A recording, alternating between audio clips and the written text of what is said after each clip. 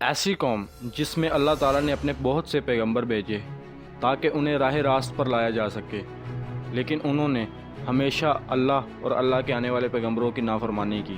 ہمیشہ یہ انہیں تکلیف پہنچاتے رہے اور بعض پیغمبروں کو تو یہ قتل کر دیتے تھے۔ جی ہاں، میں جیوز یعنی یہودیوں کی بات کر رہا ہوں۔ آج بات کریں گے یہودیوں کے چھپے عقیدوں کے بارے میں۔ یہ کس پیغمبر کو مانتے ہیں، یہ کس خدا کو مانتے ہیں، بات ہوگی اس ویڈیو میں۔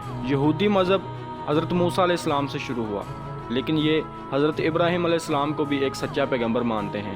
مسلمان اور کرسچنز بھی حضرت ابراہیم علیہ السلام کو ایک سچا پیغمبر مانتے ہیں۔ حضرت موسیٰ علیہ السلام کا قرآن مجید میں بھی بار بار ذکر آیا ہے۔ حضرت موسیٰ علیہ السلام کے آنے سے پہلے یہودی شرک میں پڑے تھے، بت پرست، ستارہ پرست، چاند پرست، اور حتیٰ کہ کوئی بھی خدائی کا دعویٰ کرتا تو اسے تسلیم کر لیتے تھے۔ اس دور میں فرعون نامی بدبخت یہودیوں کے اس حالات کو دیکھ کر خدائی کا دعویٰ کر دیتا ہے اور لوگ فرعون کی پوجا شروع کر دیتے ہیں۔ یہ ایک ظالم انسان تھا، لوگوں پر ظلم کرتا تھا۔ فرعون کو اس بات کا ڈر تھا کہ کہیں مصر کے لوگ اس کے خلاف بغاوت نہ کریں، تو اس نے حکم دیا کہ پیدا ہونے والا بچہ اگر لڑکا ہے تو اسے قتل کر دیا جائے، اگر لڑکی ہے تو اسے رکھ لیا جائے۔ انہی دنوں حضرت موسیٰ علیہ السلام پیدا ہوئے تو حضرت موسیٰ علیہ السلام کی والدہ فرعون کے ڈر سے حضرت موسیٰ علیہ السلام کو ایک تابوت میں ڈال کے دریائے نیل میں بہا دیتی ہے۔ وہ دریائے نیل فرعون کے محل سے گزرتا تھا۔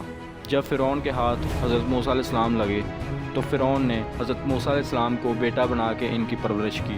حضرت موسیٰ علیہ السلام جب جوان ہوئے تو ان کے ہاتھوں ایک مالک جو اپنے غلام پر ظلم کر رہا تھا اس کا قتل ہو گیا۔ حضرت موسیٰ علیہ السلام فرعون کی موت کی سزا سے بچنے کے لیے مصر چھوڑ کر کسی اور شہر میں چلے گئے، لیکن اللہ کے حکم سے حضرت موسیٰ علیہ السلام کو دوبارہ آنا پڑا تاکہ وہ انہیں فرعون کی غلامی سے نکال سکیں۔ حضرت موسیٰ علیہ السلام نے اللہ کے اس حکم سے یہودیوں کو فرعون کی غلامی سے نجات دلوائی اور فرعون اور فرعونی لشکر کو تباہ کر دیا اور یہودیوں کو فلسطین میں لا کر آباد کر دیا۔ حضرت موسیٰ علیہ السلام خود پہاڑوں میں چلے گئے اور جب واپس آئے تو انہوں نے دیکھا کہ یہودی ایک خوبصورت گائے کے بچڑے کی پوجا کر رہے ہیں۔ حضرت موسیٰ علیہ السلام اور اللہ ان کی اس حرکت سے بڑے ناراض ہوئے کیونکہ انہوں نے اللہ اور اللہ کے رسول کے ساتھ بدعہدی کی تھی۔ حضرت موسیٰ علیہ السلام نے ان کی دوبارہ تربیت کی، ان میں تبلیغ کی اور انہیں دوبارہ راہ حق بتایا۔ حضرت موسیٰ علیہ السلام اور اللہ پر جو ایمان لے کر آئے تھے انہوں نے حضرت موسیٰ علیہ السلام کے جانے کے بعد تورات میں رد و بدل شروع کر دی۔ آج جس جگہ مسجد اقصیٰ ہے اس جگہ پر کبھی ہیکل سلیمانی ہوا کرتا تھا۔ اسے حضرت داؤد علیہ السلام نے اپنی زندگی میں تعمیر کروانا شروع کیا تھا، لیکن وہ اپنی زندگی میں اسے مکمل نہ کر سکے، تو ان کے بعد ان کے بیٹے حضرت سلیمان علیہ السلام، جن پر اللہ نے جنوں کا معجزہ دیا تھا، انہوں نے جنوں کی مدد سے اس ہیکل سلیمانی کو پورا کیا۔ حضرت موسیٰ علیہ السلام کے جانے کے بعد یہودی ہیکل سلیمانی کی عبادت کرتے، کیونکہ ہیکل سلیمانی میں تابوت سکینہ پڑا تھا جس میں حضرت موسیٰ علیہ السلام کا عصا مبارک اور پچھلے کچھ پیغمبروں کی نشانیاں موجود تھیں۔ بہت عرصہ تک یہودی ہیکل سلیمانی کی عبادت کرتے رہے اور اس میں پڑے تابوت سکینہ کی عبادت کرتے رہے، لیکن کچھ عرصے کے بعد بخت نظر کا بادشاہ آیا، اس نے یہودیوں کو تہس نہس کر دیا اور اس ہیکل سلیمانی کو تباہ کر دیا۔ بخت نظر کے بادشاہ کے بعد یہودیوں کو تابوت سکینہ نہ مل سکا۔ یہودیوں نے اسے بہت تلاش کیا لیکن انہیں یہ تابوت سکینہ نہ مل سکا۔ آج بھی یہودی تابوت سکینہ کو ڈھونڈنے کے لیے پوری دنیا کو کھودنے کے لیے تیار ہیں۔ بعض کا کہنا ہے کہ تابوت سکینہ کو اللہ نے دوبارہ جنتوں میں محفوظ کر لیا ہے کہ تاکہ اس کی دوبارہ پرستش اور بے حرمتی نہ ہو۔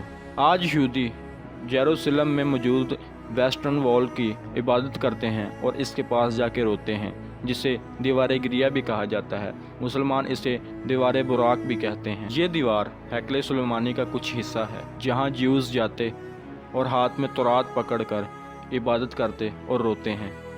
ان کا رونا تابوت سکینہ کو حاصل کرنے کی خواہش ہے۔ یہودیوں پر بہت سے پیغمبر آئے، جیسا میں نے پہلے بتایا کہ یہ انہیں تکلیف پہنچاتے اور بعض کو قتل بھی کر دیتے تھے، اور ان میں سے کچھ یہودی اگر کسی پیغمبر کو مانتے بھی تو ان کے سامنے اپنی ڈیمانڈ رکھتے کہ ہم یہ کریں گے، یہ نہیں کریں گے۔